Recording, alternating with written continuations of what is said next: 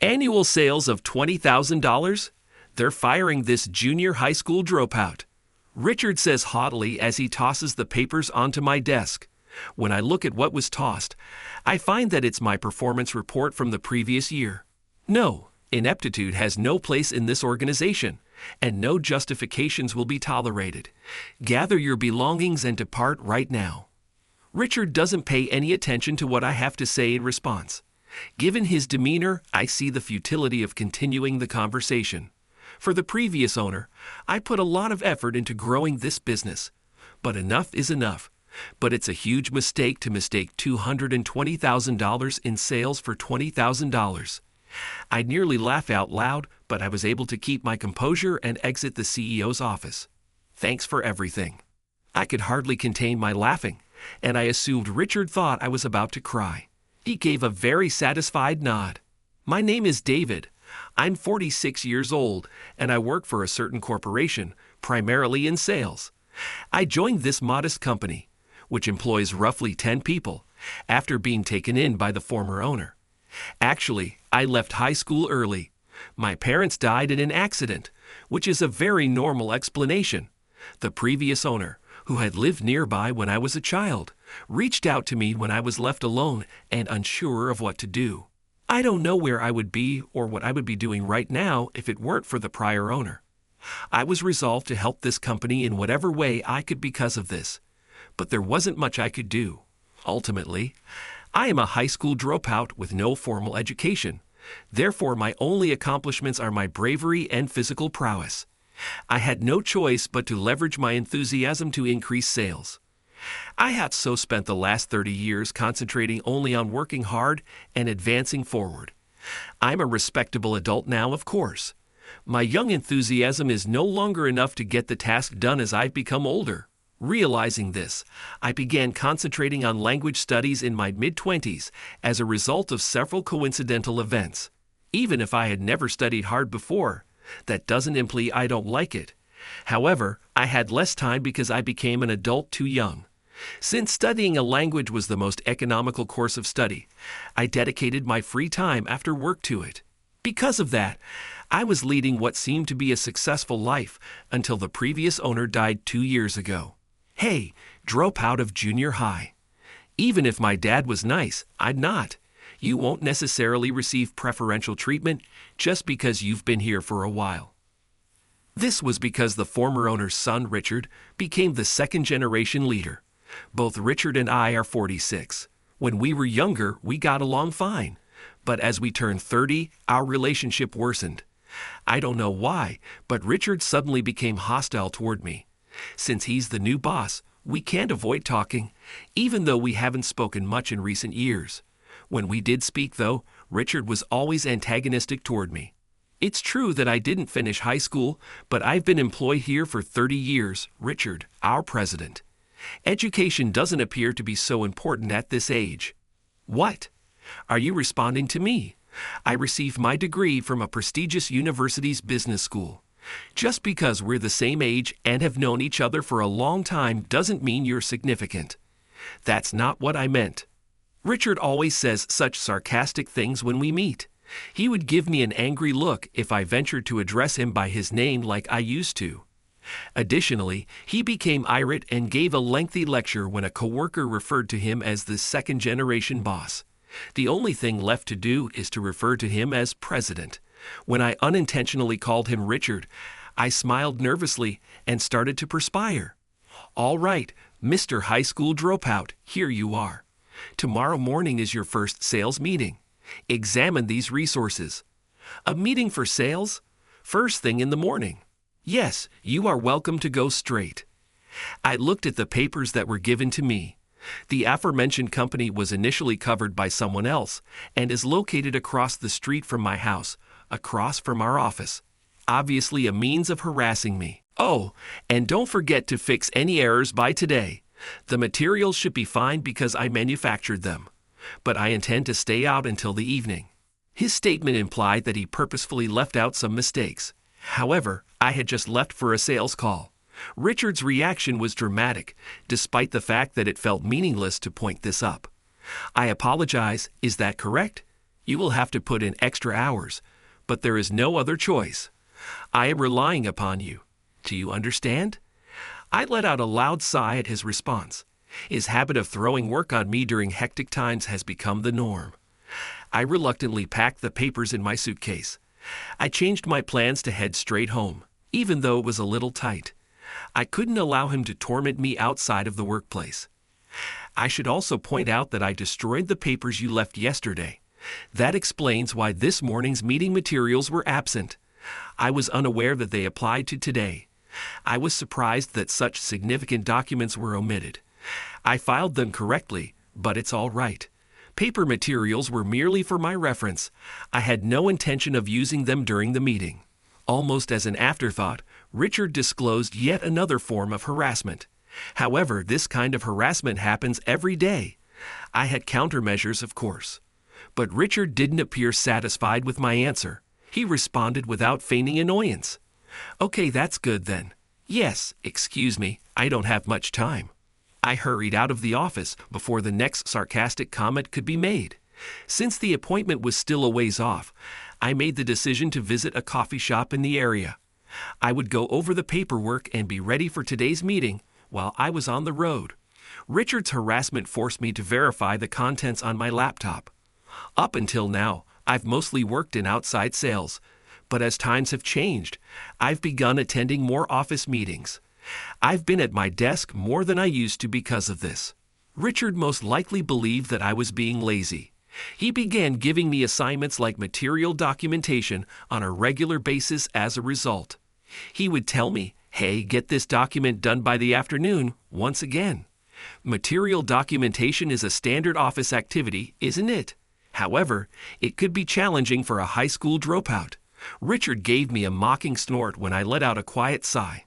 Despite my profession, I must admit that I lacked computer skills. Yes, I am capable of using simple email and presentation software, but document creation was a different matter, and I frequently needed assistance from colleagues or subordinates. As a result, Richard's assignments felt more burdensome than normal.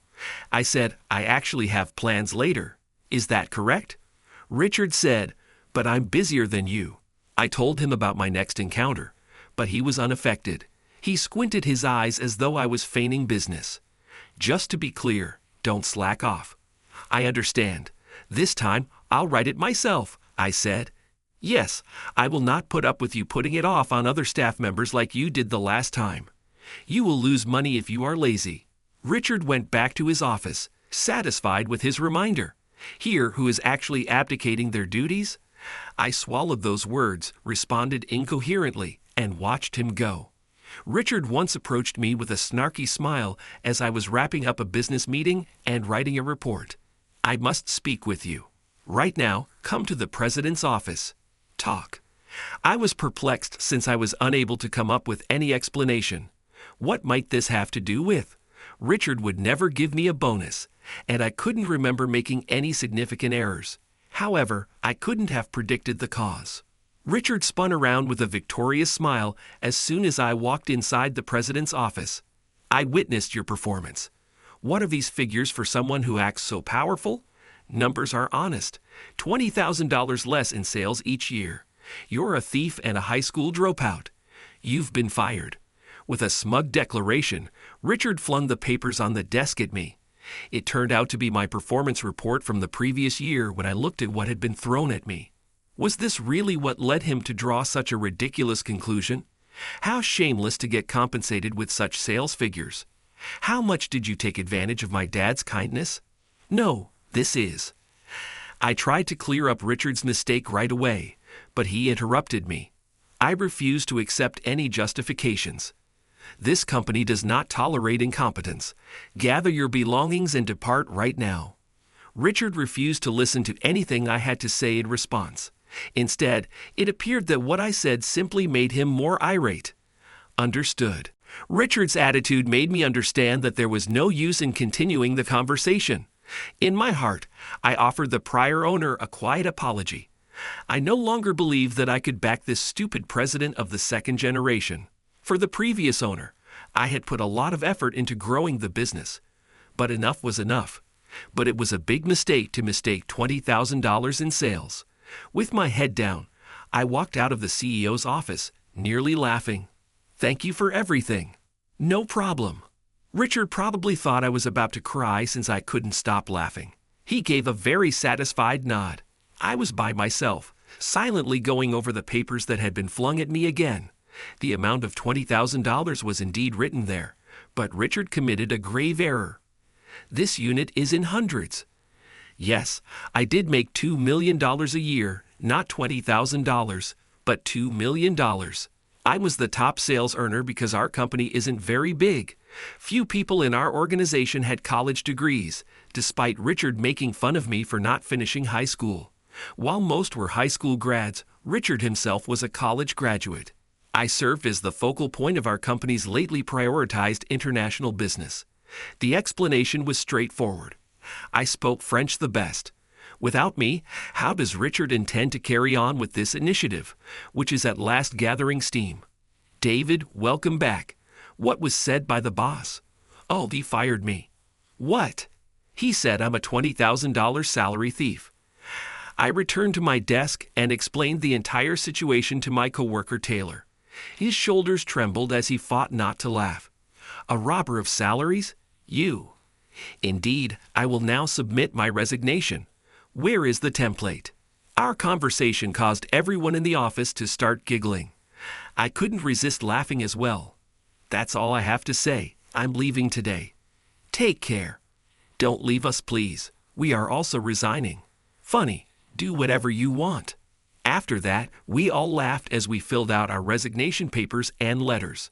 As the representative, I went to the CEO's office after everyone had finished. Richard smiled triumphantly as usual. "Did you compose it? I will accept it right away, so don't worry." "Thank you."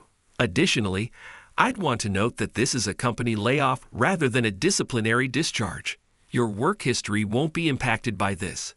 In any case, he couldn't terminate me for such a little cause. I turned over the papers, stifling a laugh at his misplaced generosity. The startled quantity of papers caused Richard's face to contort. "You wrote this many?" I was curious as to why you took so long, but this is excessive. "No, these are from all the employees." "What? Does everyone want to step down? Check them out, please." Richard quickly leafed through the papers as I was saying this. "Wait, what the hell is going on here?" He yelled in surprise as he noticed that each name was different. "What are you trying to say?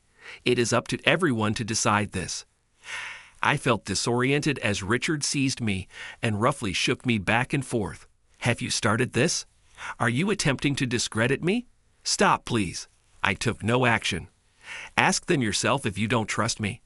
They all decided to accompany me when they learned that I was retiring. Richard pushed me away and hurried out of the office as I resisted and pushed him away. I laughed at his clumsy retreat. Richard eventually came back, panting with anger. "Is this some kind of joke?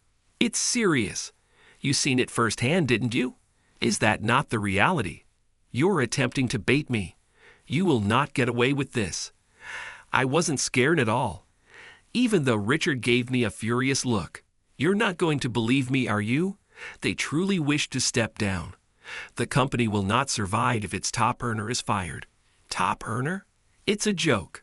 Someone who makes $20,000 a year cannot possibly be the best. You haven't realized it yet? Review this report once more. The $20,000 is in hundreds, not dollars. Richard grabbed the papers he had flung at me and went over them several times. He started to shake as he realized I was being honest. "That isn't possible. Why were the other reports in dollars? We've seen an increase in dollar transactions since last year. The accounting department decided to make the changeover since they found the continual conversion to be tiresome.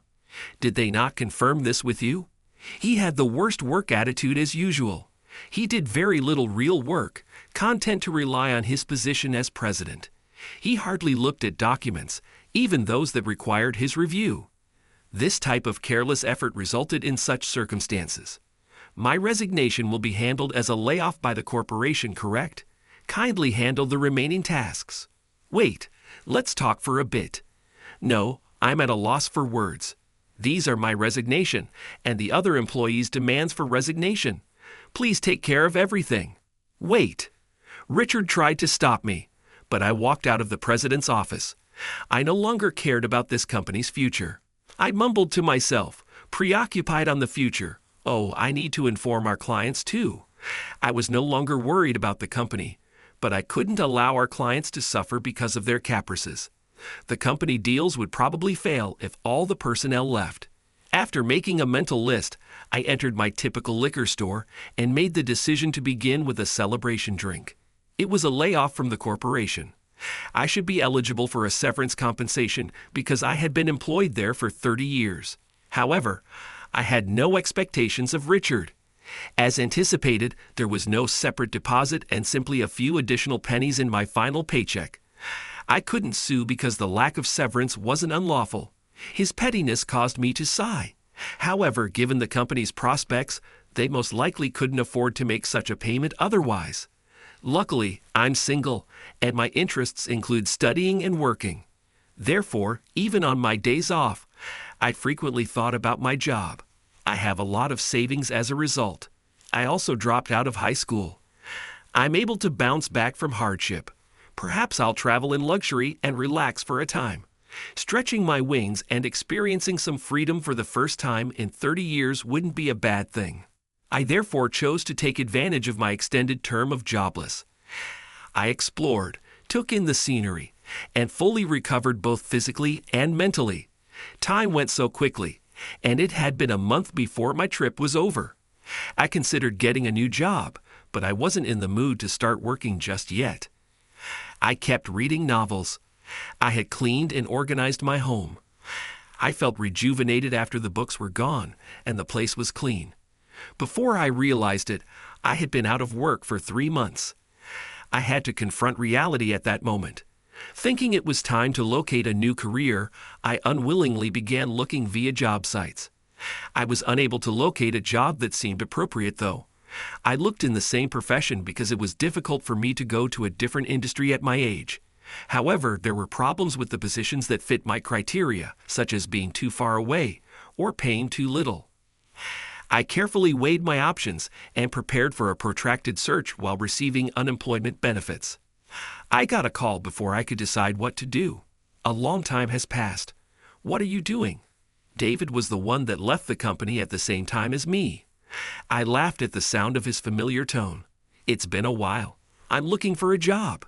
It's not exactly humorous to be 46 and jobless. That's a good one, huh? I wanted to ask you about something. Although he was normally jovial, David's voice was serious over the phone, even when he was laughing. How about starting a company with us? A company? Yes, we are bringing together our former coworkers to create a huge hit. Nearly everyone I've spoken to has concurred. However, some have already secured other employment. Let's demonstrate our abilities to that second-generation boss. It seemed like it may be enjoyable. So you're in, David? I accepted his proposal right away. It seemed intimidating to me at my age to start over in a new company and form new relationships. Above all, it sounded exciting to launch a new business with David. I started getting ready for the new endeavor on that day. With just a piece of paperwork, starting a business on your own is simple. However, starting a business with workers necessitates rigorous preparation. David and I talked about how to make sure that everyone felt safe. But in the interim, I received an unexpected visitor. Vitor showed up at my door. Is this the residence of David? Yes. How may I help you? It was a uniformed policeman. I became tense because he was from a different area's police agency than mine. It's about Richard Davis. Richard? Yes, he was suspected of embezzlement and destruction of confidential documents during a recent probe. What? What he told me next stunned me even more. Richard seems to have been embezzling business money. An anonymous tip was given to us. They claimed that the business's financial records lacked transparency. Recorded sales had vanished, while unrecorded expenses were logged. The disparities were numerous. I understand. I take it that you guys left that company a few months ago. I gave the officer's statements an honest nod. After that, I responded to some of his inquiries. He said he was asking other former employees the same questions, the majority of which were verification inquiries. I'm grateful. Let's go on to the next query. Yes. The destruction of private documents was the next topic of discussion. Though I've known Richard since I was a child, I'd not related to him. I questioned why I was presented with this. When I persuaded the officer to go on, the solution became evident. The will of Mr. Davis's father is the document in question. The business Richard is currently running was originally intended for you to inherit, per the terms of the will. Excuse me? At this sudden realization, I couldn't help but exclaim in amazement. I knew the previous owner liked me, and he had been quite nice to me. Even though I knew he liked me, I never thought he would want me to take over the business once his father died. When Richard saw the will, he destroyed it because he couldn't accept its contents. The officer stated, "We had to notify you because you are the intended heir." "I see," was my reply. Calmly, the officer went on, as though he was only reporting the facts. He concluded with a small smile, which was probably his own. "That business won't survive long given the current circumstances. In my opinion, you should let it go. Yes, that is my strategy. I appreciate your cooperation. Please be available in case we call you at this number later." I fell back on the sofa in my room. Dealing with the cops was nerve-wracking, even though I hadn't done anything wrong. Richard did something truly out of the ordinary. I reflected on my former friend, whose contact details I had long since erased. However, my sleep was brutally interrupted the following morning. "Hey, coward, you're in there, I know. Now go out here." Richard was the owner of the voice, unconcerned about upsetting the neighbors. I had to clamber out of bed when he rapped on the door. "Richard, what are you doing here so early in the morning?" "What am I doing? How are you able to ask that? My life is a complete mess because of you." Angrily, Richard stood at the door. No matter what I said, he responded with growing hatred, as if he had lost all sense of reason in his rage. "You ought to be as wretched as I am. It's only fair. I'm not interested. You're paying the price for your decision to commit crimes. Keep me out of it." I somehow escaped and dashed into the closest corner store, gasping for air. I didn't have time to care about the stunned customers and staff. The store clerk phoned the police after witnessing my panic and Richard's aggressive pursuit. At last, Richard released me from his hold. Richard was arrested and sentenced to prison as a result of the call. This was not surprising, considering his recent history of run-ins with the law. He received a brief term but was soon freed. But Richard never again appeared in front of me. I had been concerned about potential reprisals, but that was unjustified. It seems that Richard vanished into obscurity after being freed. He finally had to deal with loan sharks because he had no one to turn to and was burdened with outstanding bills. Nobody is aware of Richard's fate, which included being alone and being pursued by debt collectors. Well, it seems like Richard got what he deserved. I discussed this over a beer with David, my former coworker and current co-partner. "Yeah, it does," he said. "However, it was the proper decision for us to quit when we did. We might have perished on a sinking ship if we hadn't." I completely agree. The timing was good, but the accusation was absurd. Our business is performing great. Many of Richard's clients turned to us after his business went bankrupt, which greatly increased our revenue. We still have a lot to build as we started from the beginning, but we're expanding gradually and enhancing our facilities and connections daily. Furthermore, because of me, the foreign businesses I used to manage wanted to keep doing business with us. We intend to resume those deals once we've grown sufficiently, even if it's still difficult given our current size. Looks like we're finally at the starting line, right? Yeah, let's put even more effort into this. There are still many obstacles in the way of growing our business and achieving even more satisfaction. I'll continue to put my all into the task each and every day.